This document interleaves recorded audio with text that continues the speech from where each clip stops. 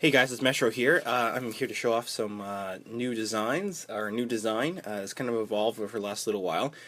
Zoro Slinger on the forums posted this awesome image of something he wanted to call the Fast Draw PFS.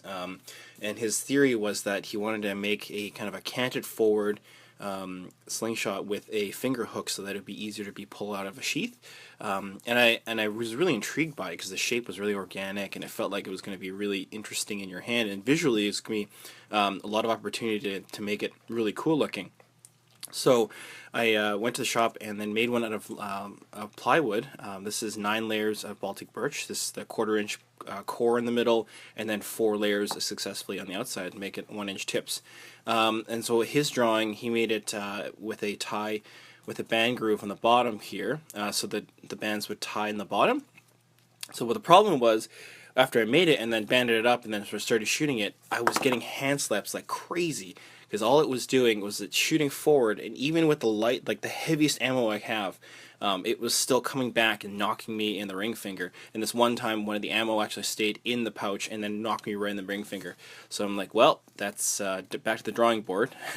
There's a reason why it was just a sketch and not a prototype by someone made. I guess that's my responsibility. So what happened was I took this design and then the layered effect with it. This is the Mantis, by the way, and I went ahead and made up another one. The other one is actually being sent off to Chris Fisk in Rhode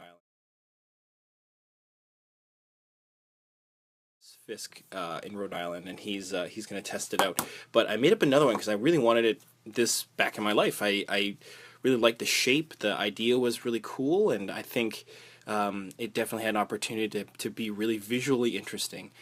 So what I made, the other one was actually the other one had more walnut and less cocobolo. This one's made with oak, cocobolo, padauk, maple, and then all of the layers except for this center layer here is spaced with zebra wood. So when you sand it back, it has some really interesting patterns on the spaces here. So every time you reveal something, it gives you a bit of a darkness here and then lightness there. So and the cocobolo, I forgot how awesome cocobolo was to work with, because it's like working with plastic, and then it shines up so nice and it's super oily and it's great. In the center here, I tried to use 3 layers of 1/8 inch oak in alternating patterns so that you give it like a zigzag pattern in the middle. It's a bit wider. The other one was a 1/4 inch wide for the fork gap. This one it's obviously 3/8. And I shortened the I shortened the overall length of the palm swell because I found that this one fit in my hand a bit better. And I also made the taper of the overall thing a little bit more aggressive so that you can get better into the webbing of your hand. And so the biggest change definitely was the fork tips.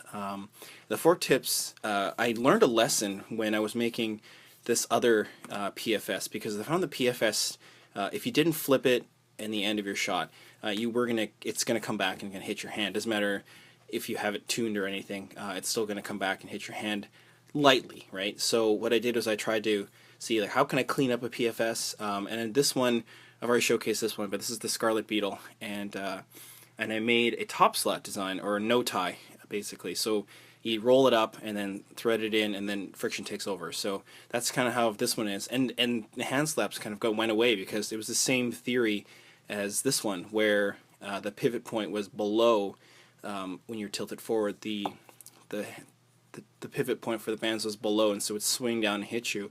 And so the idea behind this one is that because the bands project out from the fork tips when you shoot, because it vectors this way, it's not going to come. It has less of a chance to come back and hit you in the hand. And so Mick Roper on one of the Facebook groups said, "You should make a video of how to attach it." So I'm like, well, I don't know if I can. It takes like 3 hands and that kind of thing. So here's my third hand. Here's a super clap. So hopefully I can do this on camera, because I don't know if I don't have even tried on camera yet, but it's as simple as, I already have it banded up with TheraBand Blue, so I'm going to take this out here. So it's as simple as, what I've done is I've marked it with a pen mark, you might see it there, of how much I need to roll. So I'm going to do that, and then it's just rolling it up. Get this on camera here. Rolling it up like this, up to the mark. And then with this one, because the fork gap is so narrow, it's going to be a little tricky to let go at the same time. But you basically kind of slide it in, and hopefully it lines up, and then you let go simultaneously. And then you kind of give it a jostle to line it up. Give it, and that's it. That's it. Like, it holds really well. I mean, I'm pulling right straight from the slot, and it's fine. So pulling back against the vector definitely will hold it in. There's no way that it's coming out. But it's really important that is to get it seated properly into it. So you'll see in the profile here that the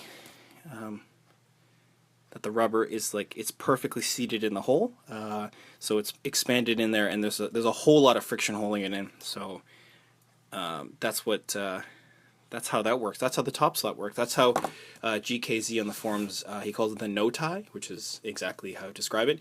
But yeah, let's go shoot it and see what happens.